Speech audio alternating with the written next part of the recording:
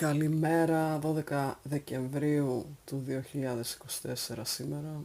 Χρόνια πολλά στο Σπύρο, στις Σπυριδούλες. Σήμερα είναι και η επέτειος του γάμου των γονιών μου. Δεν ξέρω αν το λέω και σωστά. 59 χρόνια γάμου έχουνε.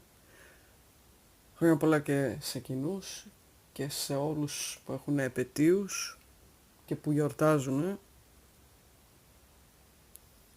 Και να είστε όλοι και όλες καλά. Γεια χαρά.